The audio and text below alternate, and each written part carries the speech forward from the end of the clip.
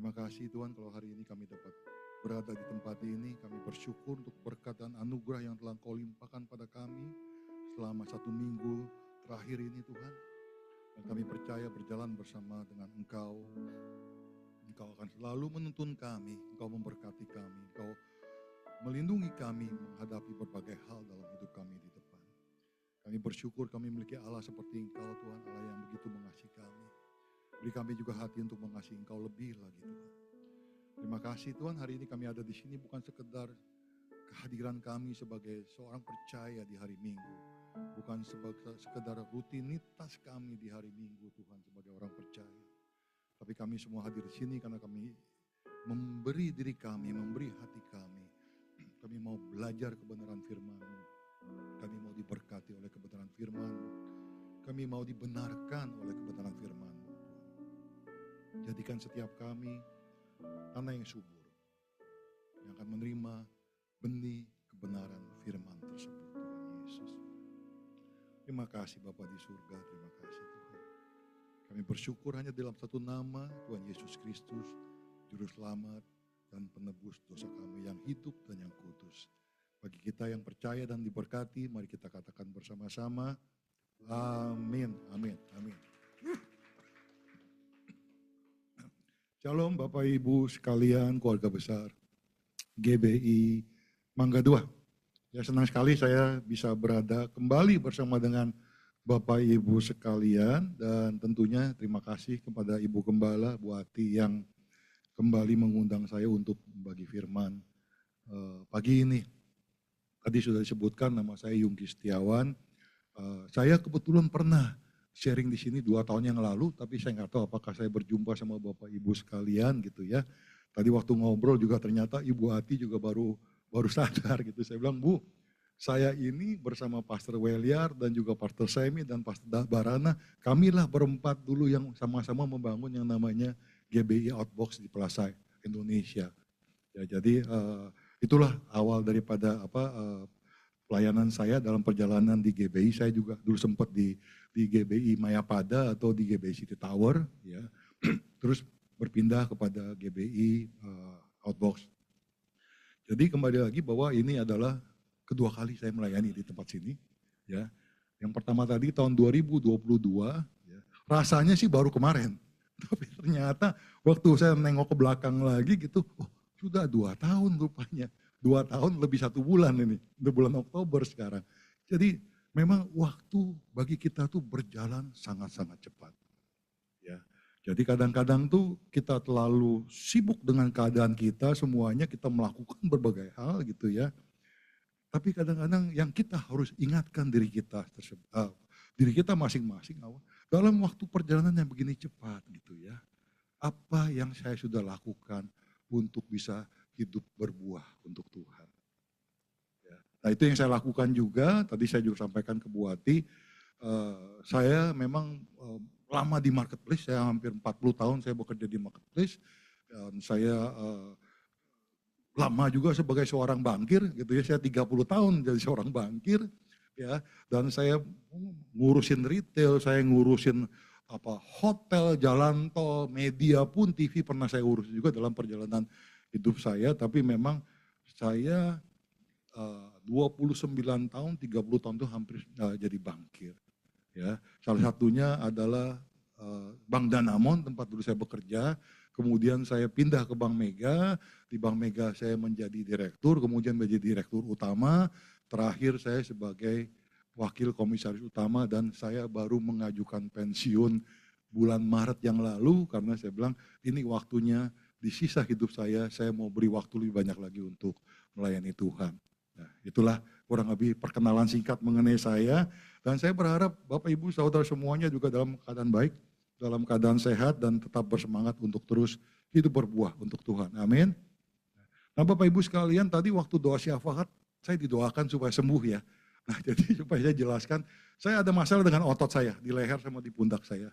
Jadi kalau nanti Bapak Ibu lihat saya seperti agak kayak robot gitu ya, karena saya nggak bisa nengok normal. Ya, saya hari Jumat masih kasih tahu Bu Ati, Bu saya ini lagi parah bener nih otot saya, jadi saya gak yakin mudah-mudahan minggu saya bilang saya masih bisa berdiri dan kuat untuk menyampaikan firman. Saya minta tolong Bu Ati dan teman-teman di sini untuk berdoa buat saya. Jadi hari ini lumayan ya. Tadi pagi ibadah pertama juga masih kaku, tapi tambah siang kayaknya tambah lemes, tapi juga berkat doanya Bu Ati juga teman-teman di sini semua. Jadi kondisinya sudah agak jauh lebih mendingan semuanya. Nah, Bapak Ibu sekalian, saya akan sharing satu tema namanya Halloween, ya. Halloween bukan Halloween, jadi nanti saya jelaskan gitu ya. Tapi intinya begini loh ya. Saya mau cerita sedikit mengenai cerita saya. Di sini kalau lihat dari muka-mukanya pasti ada orang-orang yang suka nge-gym nggak? Ada nggak? Nggak ada yang angkat tangan. Tadi Bu Ati kita ibu aja mesti nge-gym loh ya. Jadi cerita begini dari saya Bapak Ibu sekalian. Saya termasuk orang yang sangat aktif berolahraga. Dari saya masih muda sekali. Ya. Jadi sekarang masih muda tapi ini lebih muda lagi gitu ya Bapak Ibu sekalian. Jadi saya tuh umur 10 tahun sudah dikirim oleh papi saya untuk belajar kungfu. Ya, kungfu Shaolin namanya gitu. Tapi papi saya bilang gini, papi minta kamu belajar kungfu bukan mau jadi jagoan. Tapi kamu harus bisa menjaga diri kamu nanti ke depan. Jadi saya dikirim, umur 10 tahun itu belajar kungfu, kalau saudara suka nonton film kungfu disuruh jongkok begini, tangan seperti ini, itu memang itu bagian daripada latihan untuk memperkuat kaki kita atau kuda-kuda. Nah tapi memang setelah ini berjalan, kemudian saya kelihatannya lebih tertarik dengan karate. Jadi setelah kungfu saya pindah ke karate. Ya, saya belajar lagi karate sekian tahun. Nah jadi memang perjalanan saya beberapa tahun itu waktu umur 10 sampai umur 11 tahunan itu adalah kungfu dan karate. Nah apa yang terjadi? Ya, waktu saya latihan karate, saya latihan di satu ruangan di belakang gereja katedral pada saat itu, di mana di belakang ruangan latihan karate ini ada lapangan bulu tangkis. Jadi karena saya iseng, saya bilang datang jam 4 sore lah sebelum latihan jam 6, jam 4 sore saya main bulu tangkis dulu. Jam 6 baru latihan karate. Lama-kelamaan kayaknya lebih nikmat main bulu tangkis saya belajar karate. Jadi akhirnya saya pindah juga, saya latihan bulu tangkis. Ya, saya gabung di situ dengan namanya Persatuan Bulu Tangkis Pemuda Katolik pada saat itu namanya Pemuka. Ya, dan karir saya di bulu tangkis lumayan Bapak Ibu sekalian. Umur 13 tahun saya sudah masuk Jakarta, 8 terbaik di Jakarta Barat. Ya, dan saya dikirim untuk mengikuti kejuaraan Jakarta Raya. Jadi ya lumayan lah. Kalau saya mungkin umur 13 tahun saya seriusin itu latihan bulu tangkis, mungkin nama saya ada di salah satu pemain nasional pada saat yang dulu gitu ya, bukan yang sekarang gitu. Tapi intinya bahwa saya akhirnya dipindah sekolah dari Jakarta, saya sekolah di Taiwan, dan disitulah karir bulu tangkis saya terputus. Jadi saya nggak lanjut lagi. Nah, olahraga yang saya lakukan bukan hanya bulu tangkis. Saya ini juga penggemar olahraga lain. Saya bisa saya itu aktif di sekolah itu jadi ikut renang. Saya pemain voli, pemain intinya voli di sekolah saya dulu. Saya sekolah di Pintu Air di K4 ya. Saya main basket juga, saya main tenis meja juga, saya juga sepak bola gitu. Saya waktu masih muda itu beratnya hanya 45 kg. Ya. Tapi tinggi. Jadi istilahnya orang panggil itu kutilang, kurus tinggi langsing. Jadi karena kurus tinggi langsing, dia bilang, Yung, lu jadi kiper, jadi penjaga gawang. Jadi saya jadi penjaga gawang kalau di sepak bola. Ya, saya juga ikut atlet atau lari pendek 100 meter, 200 meter. Karena saya cukup lumayan dengan ringannya tubuh saya bisa lari 100 meter kurang lebih 11,8 detik. Ya padahal hari-hari ini rekod atlet-atlet internasional untuk lari 100 meter itu 9,5, 9,6 detik. Jadi saya lumayan cepat gitu larinya. Nah, saya juga hobi main biliar waktu saya SMA, termasuk olahraga biliar.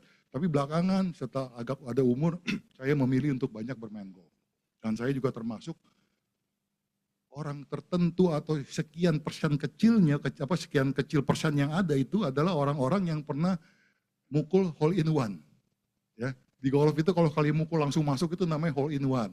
Ya, tempo hari hadiahnya bukan mobil, cuma dapat asuransi 2 juta gitu, tapi lumayan. Tapi enggak banyak pemain golf yang bisa hole in one, walaupun dia sudah main golfnya puluhan tahun.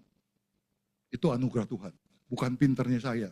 Ya, kebetulan bisa pukul lurus, bolanya jatuh, ngegelinting langsung masuk lubang. Itu namanya all in one. Nah itu yang kegiatan saya mengenai olahraga, dan pendek ceritanya bahwa kebiasaan olahraganya sampai hari ini itu masih terbawa terus. Ya, tapi memang dengan kadar intensitas yang berbeda. Tahun 2008 sampai 2019 saya putuskan, saya udah agak berat badan saya, ya. Saya sempat beratnya 105 kilo, Bu. Hari ini saya masih 95, tapi waktu berat itu saya bilang, saya harus olahraga apa yang tidak bahaya buat saya.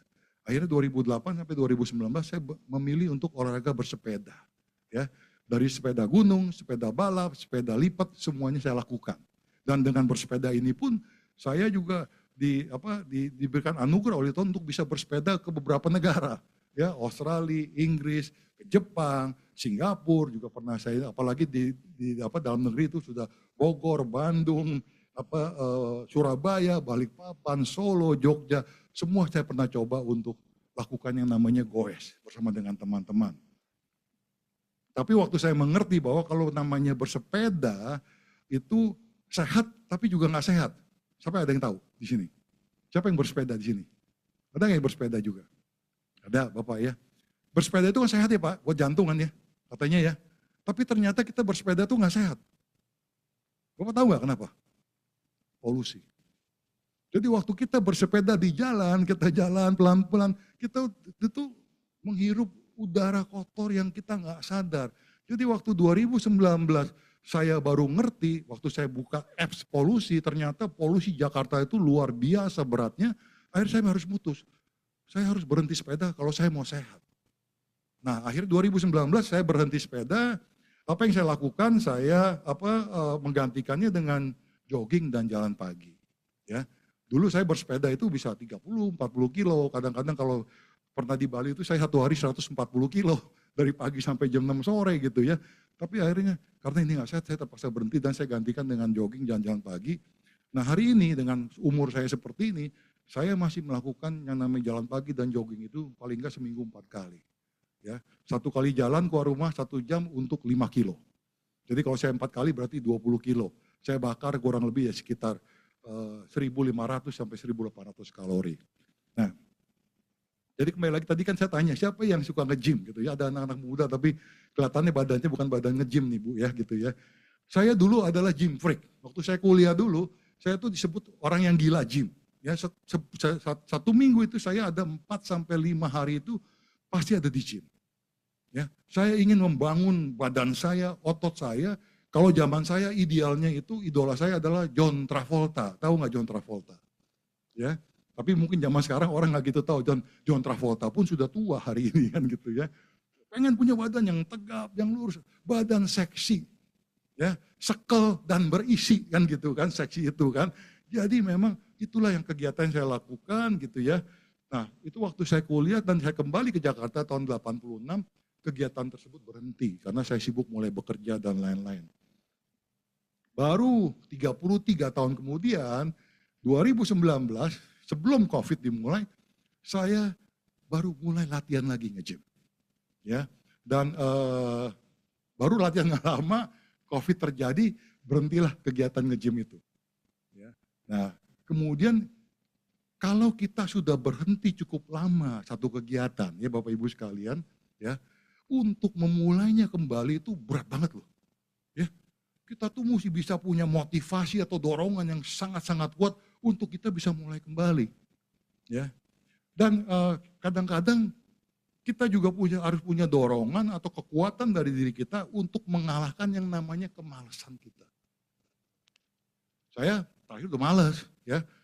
Istri juga nggak banyak ngomel istri saya, tapi anak-anak saya ngomel. Papi harus nge-gym, papi harus jaga otot papi, gitu. Karena ternyata teorinya adalah otot kita itu mengecil dengan seiring dengan pertumbuhan umur kita, ya. Badan kita yang masih muda seperti ini, ya, tapi menjelang 50 tahun, 60 tahun tuh pelan-pelan tuh turun. Ya, karena fungsi otot mengecil, kekuatan untuk menopang badan pun akhirnya berubah. Betul ya Bu Arti ya, seperti itu ya. Nah, jadi anak saya tuh ngomel terus, ya. Tapi kalau cuman olahraga naik sepeda atau jalan pagi atau lari, itu hanya bagian daripada kardio untuk jaga jantung. Tapi otot itu harus dijaga. Gitu. Nah, apa yang terjadi?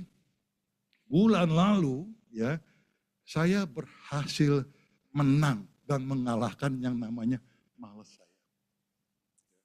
Akhirnya bulan lalu saya mulai nge-gym lagi. Dengan kesadaran penuh, dengan dorongan, iya loh, saya harus jaga otot saya supaya tidak mengecil dan saya tidak badannya lama-lama ciut sesuai dengan pertumbuhan usia. Ya, saya akhirnya menang mengalahkan yang namanya rasa malas saya. Ya, jadi pagi ini saya akan bicara mengenai soal kemenangan. Ya, memang saya kasih tema Halloween. Ya, kalau bisa ditayangkan, bisa slide-nya. Teman-teman yang di multimedia, ya, bukan Halloween, ya, beda nih, ya, Halloween sama Halloween beda. Kalau Halloween itu adalah bicara mengenai bahasa Indonesianya halo kemenangan. Tapi kalau Halloween itu adalah acara yang dirayakan oleh sebagian orang di luar sana di akhir bulan Oktober, ya, untuk merayakan sesuatu yang nggak jelas. Ya, kenapa nggak jelas? Perayaan Halloween ini waktu saya baca sudah ada dari 2500 tahun yang lalu. Ya, pada zaman itu masih zaman batu gitu ya, orang percaya bahwa ada waktu bulan-bulan tertentu iblis akan keluar.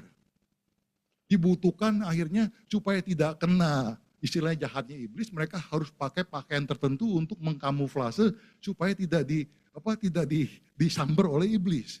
Itu awal mulanya Halloween. Ya, hari-hari ini kan kita tahu anak-anak suka Halloween pakai topi penyihir lah, dan lain-lain semuanya. Saya kadang-kadang bilang sama anak saya, have fun boleh, tapi jangan percaya sama itu. Karena kita orang percaya tidak percaya dengan hal seperti ini. Ya. Nah, jadi kembali lagi kalau kita bicara mengenai Halloween, bahasa Indonesia adalah halo kemenangan, Bapak Ibu sekalian. Ya. Dan sadar atau nggak sadar, setiap harinya kita banyak bergumul dengan diri kita sendiri, betul? Ya, contohnya gitu. Saya kasih tahu misalnya begini, kita bergumul dengan kesabaran kita setiap hari. Ada aja hal-hal yang terjadi di depan kita itu yang men-trigger untuk kesabaran kita itu meledak. Ya. Dan itu terjadi pada saya. Saya punya seorang PA atau personal assistant atau seorang sekretaris yang sudah bantu saya hampir 30 tahun. Orangnya baik, rajin, tapi orangnya super jutek. Ya, nggak ada tuh orang kalau ke meja saya nyari saya nggak di ngomelin dulu sama dia. Kamu ngapain cari bapak? Bapak lagi sibuk. Itu jutek banget. Jadi kadang-kadang menghadapi orang seperti ini, kesabaran kita juga kadang-kadang ada batasnya gitu ya. Kadang-kadang saya mau marah sama dia, kesel sama dia gitu. Tapi kadang-kadang waktu itu terjadi saya ingat, sebagai orang percaya, kita punya loh buah-buah roh. Dan buah-buah roh yang Tuhan berikan itu salah satunya adalah buah kesabaran. Jadi kembali lagi, dalam pergumulan, yes, kita nggak bisa bilang kita nggak ada pergumulan. Kita punya pergumulan, tapi setiap kali kita bergumul, kalau kita ingat apa yang Tuhan katakan, kita bisa menetralisir apa yang harusnya terjadi. Ya. Contohnya lagi, ya, kita bergumul dengan kekhawatiran kita setiap hari. Betul? Ya. Ada nggak sih di ruangan ini yang nggak pernah khawatir dalam hidupnya? Ibu angkat tangan di belakang situ. Oh bukan. Oke, jadi setiap kita ya pasti titik tertentu itu mengalami kekhawatiran. Oke, nah jadi kita khawatir misalnya, contohnya paling gampang, anak udah mau sekolah, masuk sekolah 3 bulan lagi, tapi bonus yang dijanjikan di kantor nggak turun-turun, ya mulai khawatir. Padahal ya Tuhan bilang apa? Trust me, percayalah dengan aku. Aku adalah Allah yang menyediakan. I am God who provides. Atau I am Jehovah Jireh. Tuhan yang menyediakan. Tapi kadang-kadang kita lupa, malah kita masuk lebih dalam lagi dengan kekhawatiran kita. Ya, kita bergumul dengan ketakutan kita, Bapak Ibu sekalian. Ya, banyak hari-hari kita juga kita takut. Ya, waktu COVID semua orang takut. Ya, waktu COVID malah saya ekstrim. Saya waktu doa sama Tuhan saya bilang gini, Tuhan saya nggak tahu umur saya berapa lama lagi. Ya, tapi Tuhan yang pasti di sisa umur hidup saya bilang, kasih saya kesempatan untuk melayani kembali Engkau. Itu doa saya, Bu. Jadi waktu COVID itu justru yang men-trigger saya untuk kembali melayani Tuhan setelah sekian lama saya nggak melayani Tuhan. Nah, kita takut sakit, betul? Ya, hari ini seperti ini aja saya tuh dari kemarin sudah mikir, aduh nanti bisa stroke nggak ya kalau kayak begini ya? Ini bisa lumpuh nggak ya? Kan kita tuh selalu dibombardir dengan ketakutan yang berlebihan. Kita takut sakit, ya. Belum lagi kita takut disakiti, ya. Untuk anak-anak muda terutama gitu. Kita takut disakiti, ya. Kita takut gagal, kita takut malu, kita takut maju, kita takut ini, kita takut itu. Padahal Tuhan mengatakan apa? Ya, Tuhan tidak pernah memberikan roh ketakutan. Amin. Tuhan yang berikan pada kita itu adalah roh yang membangkitkan kekuatan, kasih, dan ketertiban. Ada di 2 Timotius 1, Ibu sekalian. Jadi kembali lagi memang banyak sekali pergumulan kita sehari-hari. Tapi waktu kita kembali kepada janji Tuhan, kita bisa meluruskan semuanya itu. Kita mengatakan, ini bukan jalan gua adalah bersama dengan Tuhan. Amin Bapak Ibu sekalian. Ya. Jadi kembali lagi kalau bicara mengenai hello win atau when you say hello to win, waktu kita memperkatakan halo kemenangan, ya, itu adalah satu mindset, ya, satu pengertian dan satu kesadaran bahwa berjalan bersama dengan Tuhan Yesus, kita pasti akan bertemu dan menyapa dengan kemenangan demi kemenangan. Ada amin? Ya, berjalan bersama dengan Tuhan, kita pasti ketemu dengan kemenangan demi kemenangan dalam hidup kita. Ya. Sekali lagi yang percaya katakan amin. Jadi kembali lagi, tadi contoh-contoh yang saya katakan tadi itu kan kadang-kadang memang sesuatu yang menghadang kita, membuat kita tuh tidak bisa melangkah. Ya, contoh tadi, soalnya harus bergumul melawan kemalasan saya gitu kan. Kalau saya tidak punya mindset yang benar, kalau saya tidak memiliki pengertian yang benar atau kesadaran yang benar, dengan mudahnya saya menyerah dengan keadaan. Saya bilang, udahlah, saya umur udah 60-an, mau nge-gym, mau jadi John Travolta lagi, udah gak mungkin kan gitu kan. Jadi memang kalau saya menyerah dengan keadaan, ya kita akan terjebak dengan keadaan tersebut. Ya.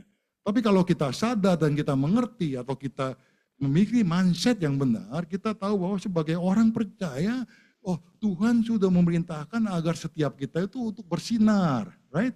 Terangmu bersinar melalui perbuatan baik kita untuk memuliakan Bapa di surga.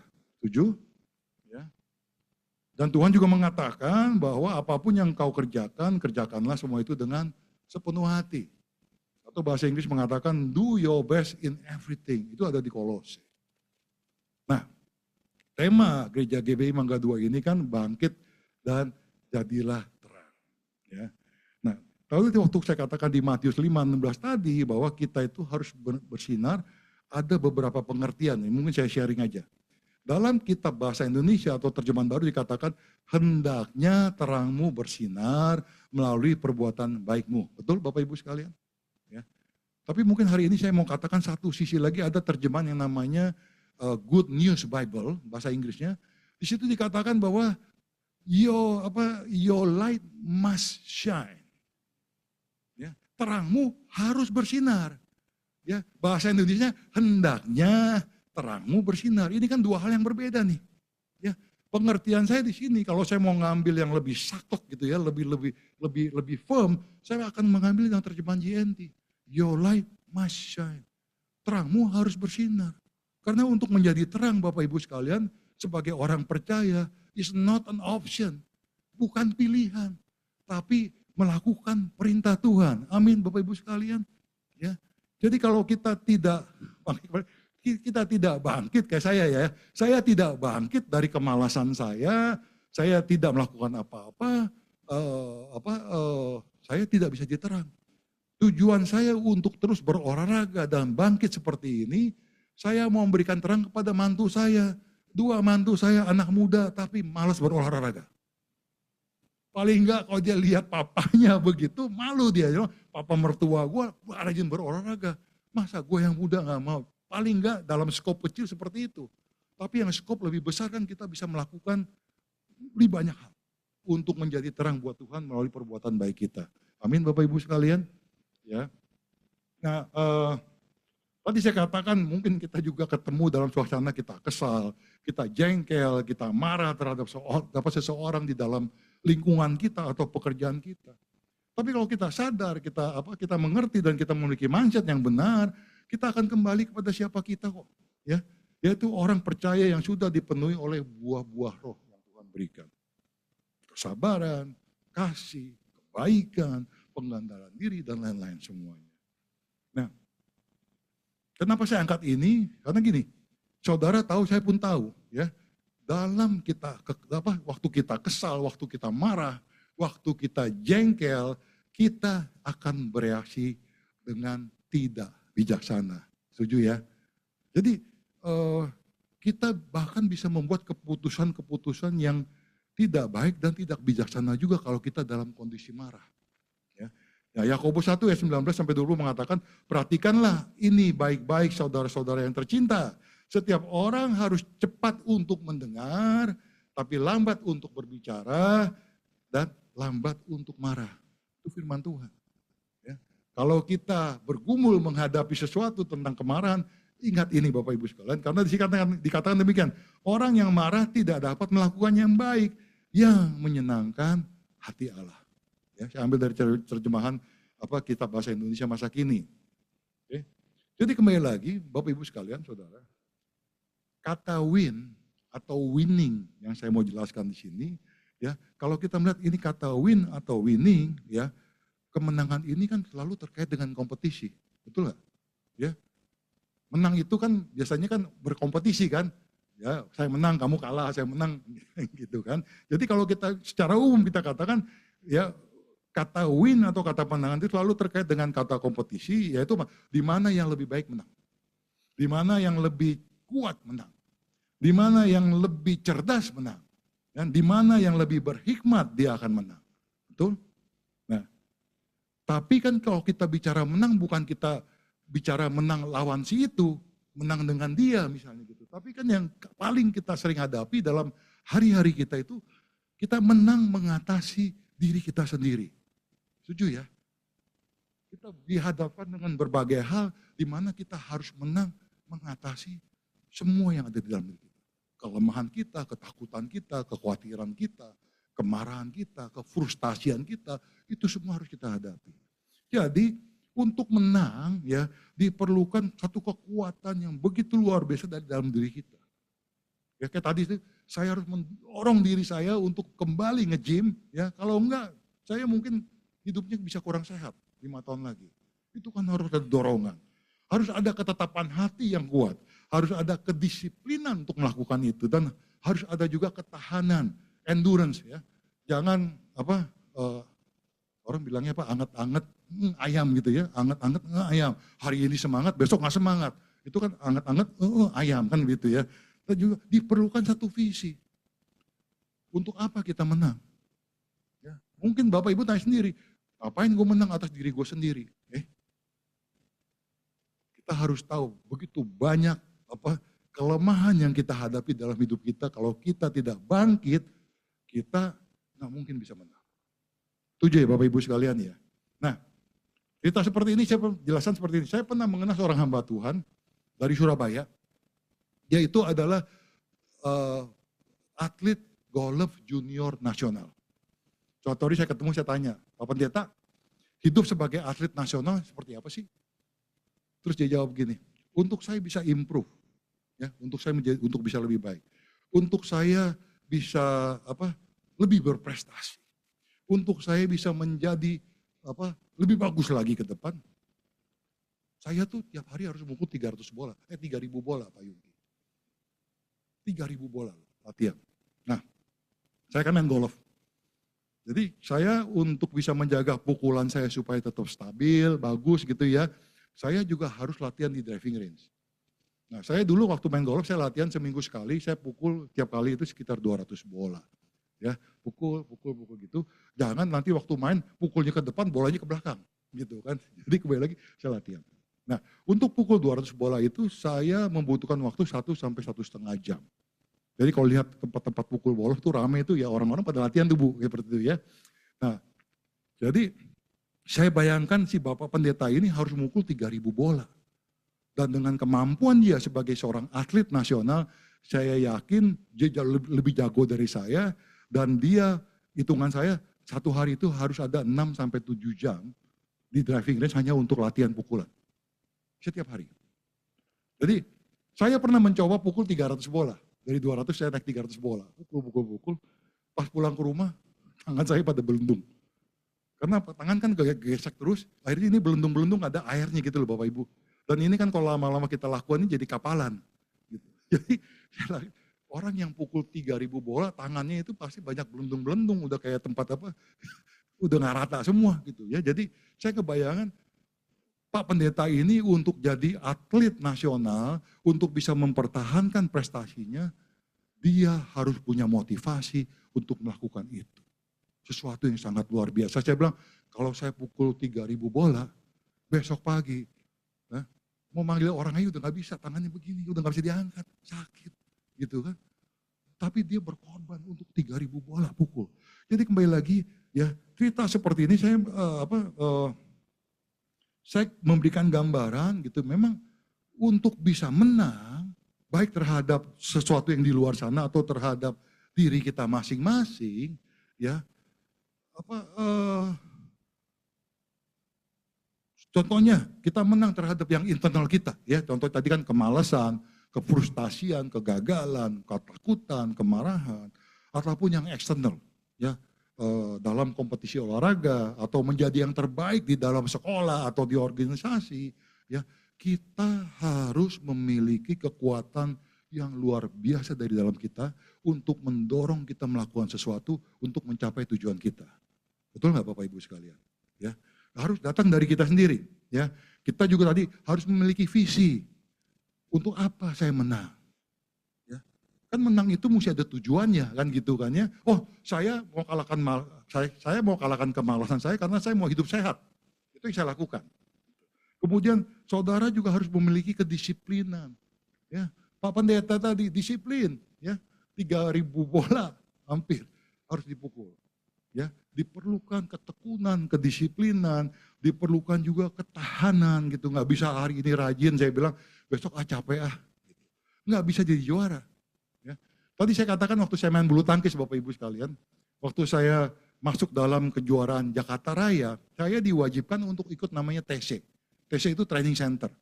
Ya, umur 13 tahun saya harus ikut latihan 5 hari seminggu.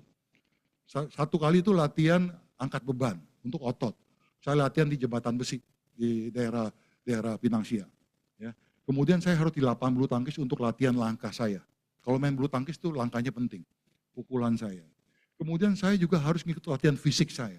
Ya, Bapak Ibu tahu nggak? Saya diwajibkan apa? Sekali latihan fisik pada saat itu saya harus lari di satu lapangan bola, ya, yang putarannya 400 meter. Saya harus lari minimum 20 kali. Artinya umur 13 tahun saya dipaksa untuk bisa jaga fisik saya dengan bertahan untuk lari non-stop. 20 kali putaran atau sekitar 8.000 meter pada saat itu. Tapi itu bagian daripada yang dibutuhkan supaya saya bisa unggul nanti waktu ikut pertandingan di Jakarta Raya, Bapak Ibu sekalian. Ya. Pendeta tadi 30.000 bola. Jadi kembali lagi bahwa memang dibutuhkan ketahanan yang luar biasa. Dan juga yang paling dibutuhkan juga adalah Bapak Ibu bahwa karakter untuk tidak gampang menyerah. Yang setuju katakan amin, Bapak Ibu sekalian. Ya, itu bagian yang harus kita lakukan untuk menang. Ya. Nah, yang saya cerita ini semuanya hanya sebagian atau setengah daripada apa yang saya mau ceritakan ke Bapak Ibu sekalian. Ya, ini tadi saya jelaskan semua itu adalah cerita sepotong atau cerita setengah jalan. Ya, kita lihat di sini di Alkitab di Kejadian 39 ayat 1 sampai 6 dan 19 sampai 23. Ya, firman Tuhan berbunyi demikian, saya bacakan kepada Bapak Ibu.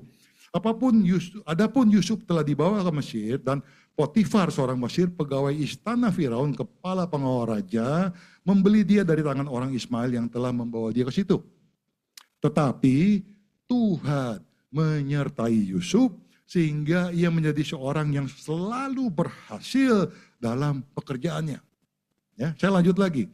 Maka tinggallah Yusuf di rumah tuannya, orang Mesir itu. Setelah dilihat oleh tuannya bahwa Yusuf disertai Tuhan dan bahwa Tuhan membuat berhasil segala sesuatu yang dikerjakannya, maka Yusuf mendapat kasih tuannya dan ia boleh melayani dia. Kepada Yusuf diberikannya kuasa atas rumahnya dan segala miliknya diserahkan kepada kekuasaan Yusuf. Kita lanjut lagi ya. Sejak ia memberikan kuasa dalam rumahnya dan atas segala miliknya kepada Yusuf, Tuhan memberkati rumah orang Mesir itu. Sehingga berkat Tuhan ada atas segala miliknya, baik yang di rumah maupun yang di ladang. Segala miliknya diserahkannya kepada kekuatan Yusuf dan dengan bantuan Yusuf ia tidak usah lagi mengatur apa-apapun juga selain dari mengatur makanannya sendiri. Ya, itu di Kejadian 39 ayat 1 sampai 6. Kemudian kita lanjut lagi di yang ayat berikutnya.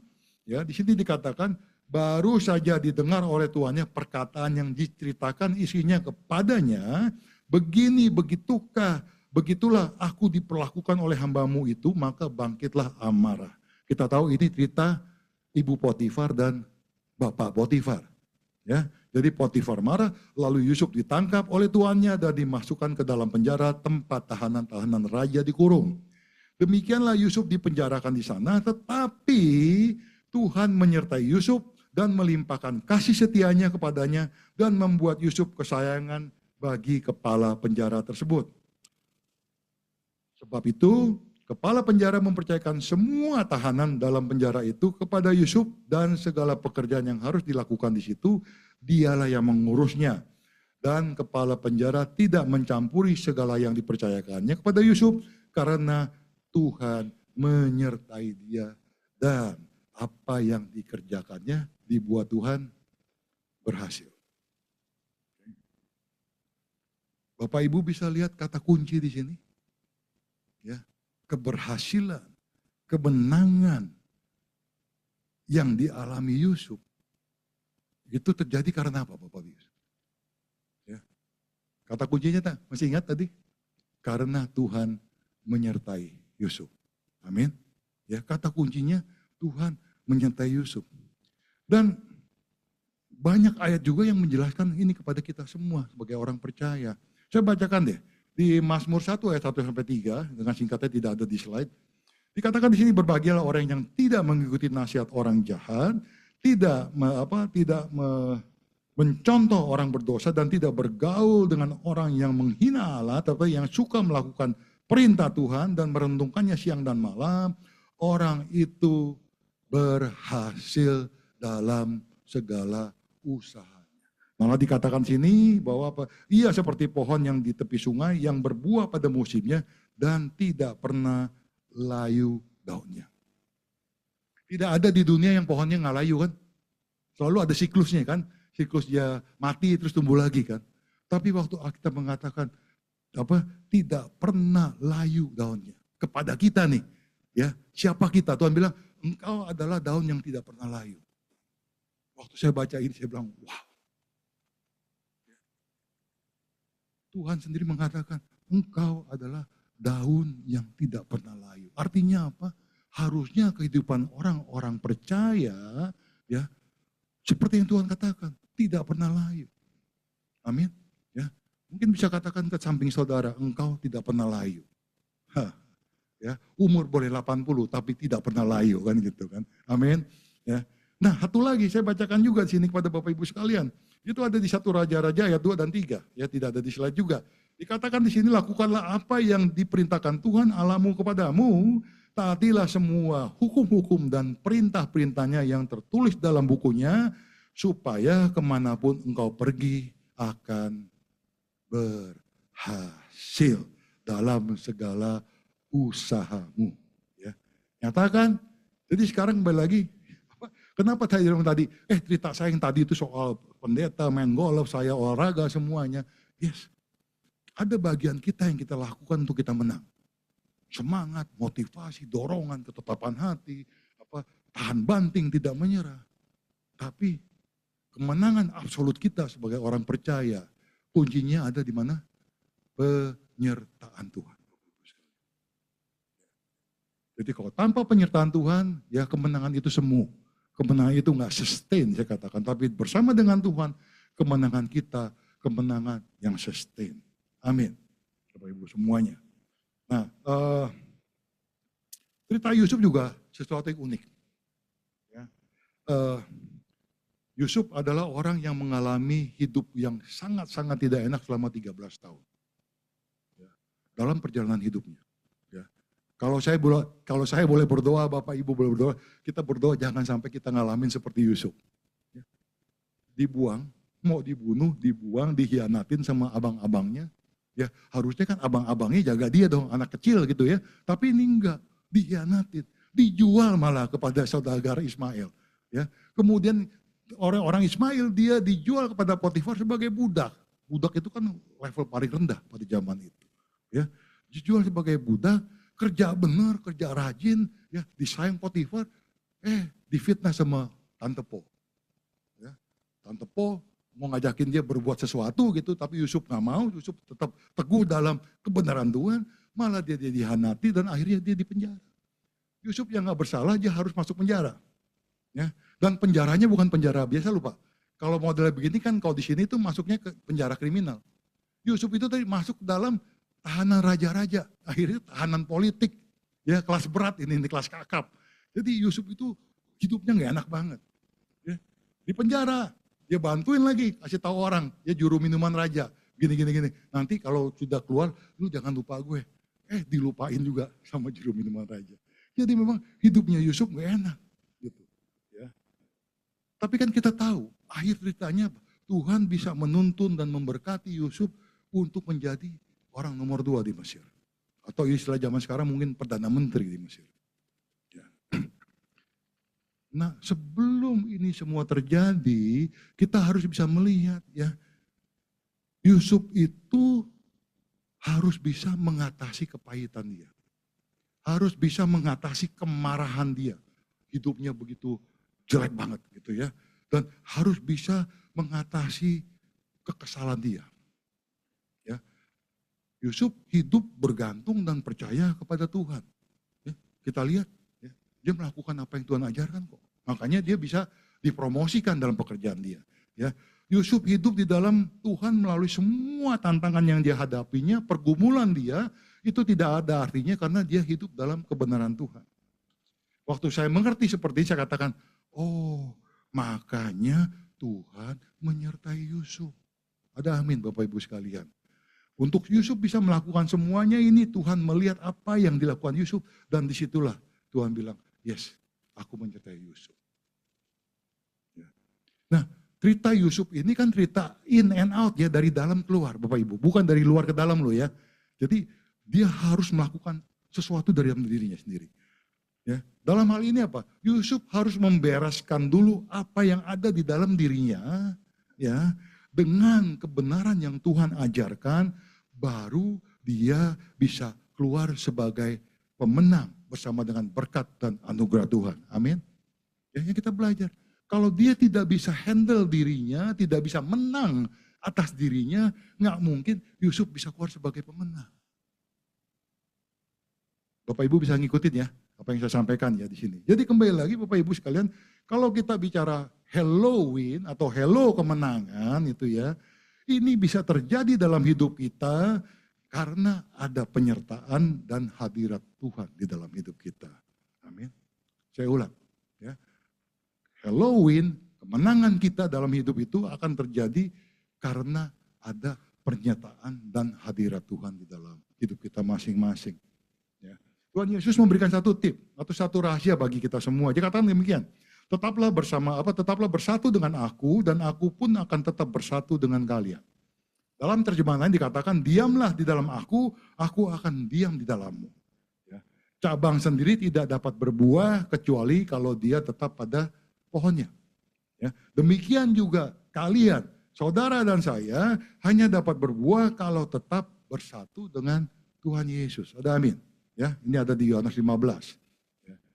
Jadi tetap bersatu atau tinggallah di dalamku. Waktu saya mengerti ini adalah proses atau yang bersifat continuous, yang berkelanjutan. Ya, artinya apa? secara konsisten kita harus tinggal dan bersatu di dalam Tuhan Yesus. Jadi nggak bisa siklusnya dibalik. Ya, bulan ini gue tinggal, bulan depan gue nggak tinggal. Ya, minggu ini gue tinggal, minggu depan gue nggak tinggal. Ini bukan tempat kos Bapak Ibu sekalian. Ini kita bicara hidup kita bersama dengan Tuhan. Amin. Ya. Nah, jadi kembali lagi kata tinggallah di dalam aku atau aku tinggal di dalam hidupmu artinya kan aku akan hadir di dalam hidupmu dan aku akan menyertai engkau di dalam hidupmu. Amin. Ya.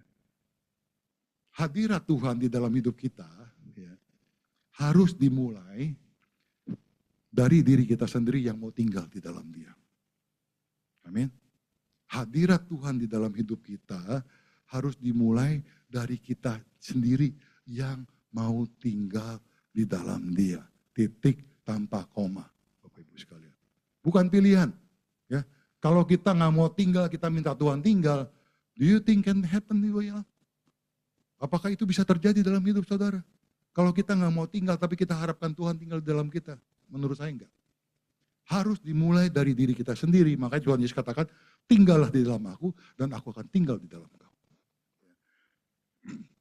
Yeremia 29 ayat 13 mengatakan demikian juga. Ya, firman Tuhan seperti ini. Kamu akan mencari aku dan menemukan aku sebab kamu mencari dengan sepenuh hati. Kalau kita mencari Tuhan dengan sepenuh hati, kita pasti akan menemukan Tuhan. Betul? Ya. Tapi saya balik.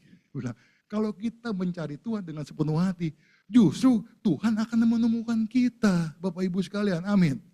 Ya, jadi benar-benar bisa terbalik loh. Kita cari dengan sepenuh hati tanpa kita duluan ketemu Tuhan, Tuhan sudah datang ketemu kita. Itu yang terjadi dalam hidup kita. Dan waktu kita tinggal di dalam Tuhan, Bapak Ibu sekalian, ya, ada 3 hal yang kita dapat. Ya. Yang pertama itu adalah jalan, yang kedua adalah kebenaran, yang ketiga adalah hidup. Ya. Waktu kita tinggal di dalam Tuhan, kita mendapat jalan, kita mendapat kebenaran, dan kita mendapatkan hidup. Itu yang kita butuhkan untuk menjalankan hidup kita. Betul Bapak Ibu sekalian? Ya. Jalan, kebenaran, dan hidup. I am the way, I am the truth, and I am the life. Yang saudara dapat apa? The way, the truth, and the life. Itu ada di Yohanes 14, Bapak Ibu semuanya. Nah, kata Halloween yang saya jelaskan panjang lebar ini, sebenarnya kan kata simple. 2 suku kata kok, hello, win. Ya, hello dan win. Tapi 2 suku kata simple ini justru akan terus-menerus mengingatkan kita semua, ya, apapun tantangan yang kita hadapi di dalam hidup, ya, bersama dengan penyertaan dan hadirat Tuhan, kita dapat menghadapinya dan keluar sebagai pemenang. Ada amin, Bapak Ibu sekalian. Jadi dikatakan, ya, apapun yang kau lakukan, Tuhan akan membuatmu berhasil. Amin. Jadi apapun yang kita hadapi, kalau kita berjalan dengan Tuhan dan penyertaan Tuhan ada di dalam hidup kita, kita akan berhasil. Alkitab mengatakan apa?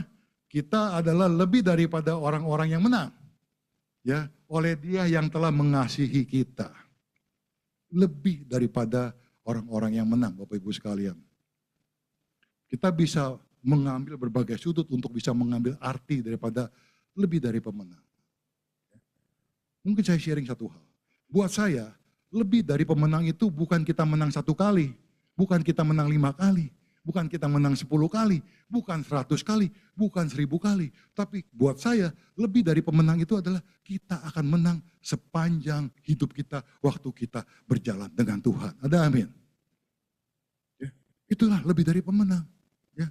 Kalau kita bilang, gue ikut Tuhan cuma mau menang 5 kali, terlalu cetek pikiran kita.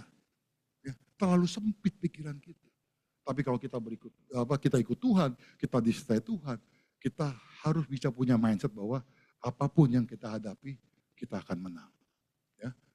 Mau sakit penyakit, mau kelemahan. Seperti hari ini juga saya bilang, Bu, ya, saya memang gak enak benar. Tapi saya sudah bilang sama Tuhan, Tuhan apapun yang terjadi, hari ini saya mau melayani Engkau. Ya. Tadi pagi masih, nengok susah. Ini masih sakit. Saya sampai bilang sama Ibu Ati, Bu, kalau perlu saya minta clip on mic dong. Ya, Kenapa? Pundak saya sakit. Kalau saya pegang mic begini terus lama-lama kan tambah kaku nih di belakang saya kan gitu kan. Tapi ibu bilang nggak ada. Ya oke bu, nggak apa-apa. Tapi saya bilang apapun itu, saya bilang sama Tuhan, saya hari ini tetap mau melayani Engkau. Dan akhirnya apa? Rasanya udah enak. Enak nih hari ini. Berkat doa dari teman-teman di sini gitu Bapak Ibu sekalian. Jadi kembali lagi bahwa ingat ya, kalau kita bilang bicara kita lebih dari pemenang. Yes, ya. In so many ways dalam berbagai hal ya. Waktu kita melibatkan Tuhan, Tuhan menyertai kita. Believe Him, percaya Dia. Tuhan akan membawa kita kepada keberhasilan demi keberhasilan, kemenangan demi kemenangan Bapak Ibu sekalian. Oke. Saya akan sampaikan video ya, ini udah mau sebagai penutup juga, saya akan putarkan satu video Bapak Ibu sekalian, yaitu satu video yang sangat-sangat inspirasional. Ya.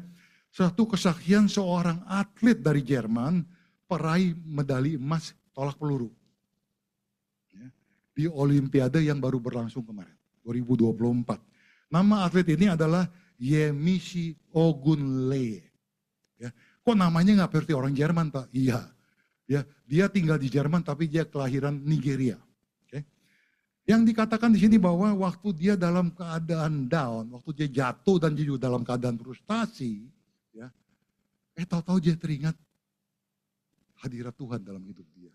Dia nyanyi, dia beriman, dia nyanyi semuanya, dan semangat itu kembali dan itu yang membawa dia meraih medali emas. Kita nonton ini dalam bahasa Inggris, nanti saya jelaskan. Yuk silakan. So I'm here today because God kept me. Yemisi Ogunleye is a German shot putter with Nigerian roots who made headlines at the 2024 Paris Olympics by winning her first gold medal. What was even more beautiful was that when she was asked about her gospel choir background and what songs she was thinking of during the event, the unexpected happened. Last call for questions. Yemi, is it true you sing in the gospel choir? Yes. Penyanyi gospel. Or what song was going through your head tonight? After falling, I went back to my seat and I sang a song. It means I almost let go. It goes like this. I almost let go. I was quite at the edge of a breakthrough but couldn't see it. The devil really had me, but Jesus came and grabbed me. He held me close, so I wouldn't let go. God's mercy kept me, so I wouldn't let go. So I'm here today because God kept me. I'm alive today only because of His grace. Oh, He kept me. God kept me. God's mercies kept me, so I wouldn't let go. That was the song that I was just singing up and down. Oke, Bapak Ibu kurang lebih bisa ngikutin ya. Jadi dia bilang waktu dia tuh jatuh, kemudian dia frustasi gitu kan, kesel gitu ya, down juga gitu. Di situ dia ingat satu lagu yang dia jadi nyanyi. Ya, dia bilang saya sudah mau menyerah, ya, I almost let go dikatakan, tapi dia teringat God kept me. Tuhan yang mendekap saya, Tuhan yang menyertai saya, Tuhan yang menjaga saya. Ya. Kesaksian ini buat saya sangat inspirasional. Di waktu-waktu kita dalam titik tertentu atau titik terendah kita, ya, jangan pernah lupa bahwa Tuhan selalu ada bersama dengan kita Bapak Ibu sekalian. Ya. Hari ini mungkin ada dari Bapak Ibu yang mengalami masa-masa sulit. Ya. Hari ini mungkin juga ada saudara yang merasa frustasi seperti Yemini tadi. Ya. Kena bentur sesuatu, jatuh dan frustasi. Atau juga mungkin hari ini ada Bapak Ibu yang marah. Marah dengan diri sendiri, marah dengan keluarga, marah dengan teman, kadang juga marah dengan orang lain gitu ya. Mungkin hari ini juga ada yang merasa tersingkirkan. Tapi ingat, janji Tuhan itu ya dan amin. Ya. Karena firman Tuhan mengatakan, apapun yang terucap dari mulutku, dia tidak akan kembali sia-sia karena dia akan melaksanakan perintahku. Betul? Ya, semua janji Tuhan yang ada di Alkitab itu iya dan amin, Bapak Ibu sekalian. Ya. Kalau Dia berjanji akan menyertai kita, ya, yakin, hakul yakin bahwa memang Dia akan selalu menyertai kita, Bapak Ibu sekalian. Amin. Ya. Nah, tinggallah di dalam Dia. Ya. Percayalah, berjalan bersama dengan Tuhan. Ya. Yang saya katakan tadi, kita akan berjumpa dan menyapa kemenangan demi kemenangan. Amin. Oke. Ada kesaksian singkat lagi, mungkin saya cerita. Kejadian baru minggu ini. Hari Senin kemarin anak dan mantu saya itu berangkat ke Singapura, kemudian lanjut besoknya mau ke Australia. Ya, karena dia lagi berlibur, mau ketemu sama keluarga yang di Australia. Karena mantu saya itu setengah Australia, setengah orang Singapura. Jadi keponakannya semua ada di Australia. Waktu anak saya pesan tiket, ternyata waktu terbang dari Singapura ke Australia, itu dipisah. Ibu sendiri, anak 7 tahun di sana, anak yang 5 tahun di sini, mertuanya di sana. Jadi 4-4-nya dipisah. Aneh kan? Karena kalau kita pesan tiket biasanya, ya, dengan booking code yang sama, tempat duduknya selalu dikasih berjajar sebagai keluarga. Terjadi keanehan. Anak saya mencoba kontak travel agent, mencoba kontak juga SQ di Jakarta. Jawabannya adalah nanti di Singapura aja, waktu kamu mau berangkat. Nah, jadi saya juga sempat membantu anak saya bilang udah papi telepon travel agent papi minta dia berbicara dengan pejabat SQ di Jakarta, mungkin aja bisa ditolong. Ternyata dia bilang nggak bisa, penuh pesawatnya. Jadi waktu anak saya di airport, saya bilang coba ngotot di airport counter ya, minta lagi, minta. Masa saya dipisah sih sama anak saya? Kan anak saya masih 7 tahun, masih 5 tahun. Kalau dipisah mau makan gimana? Kalau mau pipis gimana? Siapa yang mau anterin kan gitu kan? Jadi coba ngotot di airport, jawabannya juga nggak bisa.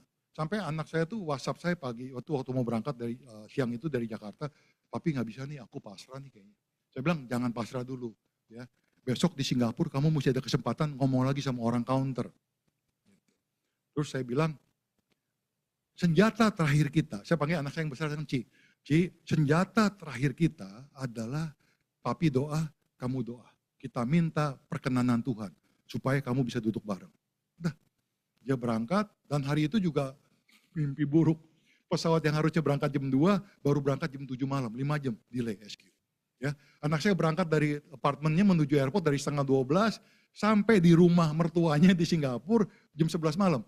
Jadi hampir 12 jam perjalanan untuk ke Singapura. Saya pikir ini perjalanan ke Singapura paling panjang untuk seseorang, ya 12 jam. Pagi-paginya 6.30 dia sudah di airport lagi. Tapi aku udah di airport. Ya udah, kamu ngotot aja. Karena nggak benar saya bilang kalau airline seperti ini, masa ibu sama anak dipisah. Kalau anaknya dewasa nggak apa-apa, tapi ini anak kecil kok 7 tahun sama 5 tahun. Saya bilang kamu ngotot aja, ya sambil berdoa. Ya di airport dia counter bilang, sorry ma'am, I cannot help you karena ini flight penuh.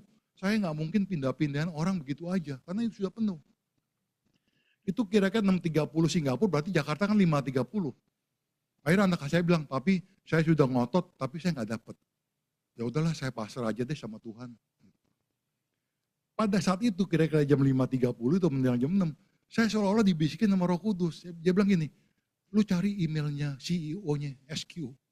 Loh, gimana cari? Saya Google, dapat nomor emailnya, alamat emailnya. Saya kirim email, saya cepat aja, saya bilang gini, for your information, ya saya nggak minta apa-apa. Airline lu yang terkenal bagus, terkenal luar biasa, ini yang gue dapat pelayanannya. Masa anak gue sama cucu gue dipisah, masih kecil-kecil, mana ada sistem airline seperti ini di dunia, saya bilang gitu. Sayang aja saya bilang, SQ itu terkenal bagus, tapi kenapa servisnya begini jelek? Saya kan kirim email random dong, ya atas dorongan Roh Kudus gitu. Saya juga nggak berharap bisa dibaca. Kalau saya terima email kan saya lihat kan, kalau orang kirim saya nggak kenal ngapain saya baca kan gitu ya. Jadi saya kirim aja. 1 jam berlalu, saya coba WhatsApp anak saya, gimana Ci? Dia nggak jawab, mungkin udah di pesawat. Akhirnya saya bilang, gue tanya mantu saya WhatsApp mantu saya yang di Perth di Australia, saya bilang, Sean gimana? Oh dia bilang, thanks God that. Dia bilang, ternyata mereka bisa duduk bertiga. Gitu. Saya bilang, okay, saya nggak tahu cerita gimana, gitu kan. Nah, waktu berjalan 2 jam kemudian, tahu-tahu travel agent saya telepon saya lagi, WhatsApp, Pak, udah beres kan ya, mereka bisa duduk bertiga. Saya bilang, iya, gitu. Bapak tahu nggak, SQ Jakarta heboh. Saya bilang, kenapa heboh? CEO-nya tadi marah-marah katanya. CEO-nya minta Jakarta bikin laporan kenapa kejadian ini bisa terjadi. Bikin kronologis, chronological report, dia bilang gitu. Waktu saya begitu, saya bilang, wow. Ya. Tadi kan kemarin saya bilang, Ci, senjata terakhir kita berdoa sama Tuhan, kita minta Tuhan kasih perkenanan. Ya. Nggak nyangka email saya dibaca, orang email random kan gitu kan. Jadi anak saya itu waktu masuk gate, dia minta tolong sama orang di gate. Dia bilang, tolongin gue boleh nggak? Ini udah begini, gini. Kemarin juga gue 5 jam delay. Orang itu langsung bilang, don't worry ma'am, we can do. Dipanggil lah beberapa orang penumpang, dia bilang, tolong bisa tuker nggak? Ini karena ibu sama anak. Bisa tuker lu. Orang itu bersedia lu. Kita tahu di Singapura kadang-kadang orangnya kan nggak mau tahu kan. Oh terserah, pokoknya gue nggak mau gitu kan. Tapi saya bilang, waktu kita bergantung dengan Tuhan. Ya, ada aja. Kok Roh Kudus bisa ingetin saya, email tuh CEO-nya Singapore Airlines gitu. Orang besar saya nggak ngerti siapa dia juga, dia nggak kenal saya juga gitu ya. Tapi Tuhan buka jalan. Akhirnya apa? Masalah yang kita hadapi, yang tadi kita pikir bakal kacau. Ini anak kecil 2 nggak ada yang ngurus, makan, mau ke WC nggak ada yang ngurus. Ternyata Tuhan bikin segala sesuatunya indah pada masanya. Amin Bapak Ibu sekalian. Ya. Jadi kembali lagi, Halloween itu adalah milik kita loh. Ya. Saya ngalamin sendiri juga dengan kejadian yang ini. Jadi kembali lagi, kalau kita berjalan dengan Tuhan, ya, kalau kita disertai Tuhan, kita bisa berkata benar-benar, Halloween, here I am. Halo kemenangan, inilah saya sebagai anak Tuhan. Amin Bapak Ibu sekalian, yuk kita berdoa. Terima kasih Tuhan, kami bersyukur dengan firman yang singkat pagi ini, firman yang sangat sederhana. Kami percaya Tuhan firman ini akan menguatkan setiap kami di tempat ini. Karena waktu kami tahu, kami sadar, waktu mindset kami benar bahwa Engkau ada bersama dengan kami dan kami hidup di dalam Engkau Tuhan. Kami akan melalui kemenangan demi kemenangan sepanjang hidup kami. Dan kami bersyukur untuk itu semua Tuhan Yesus.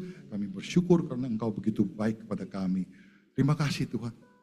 Kami bersyukur sekali lagi hanya dalam satu nama, Tuhan Yesus Kristus, Juru Selamat dan Penebus dosa kami yang kudus. Amin. Amin.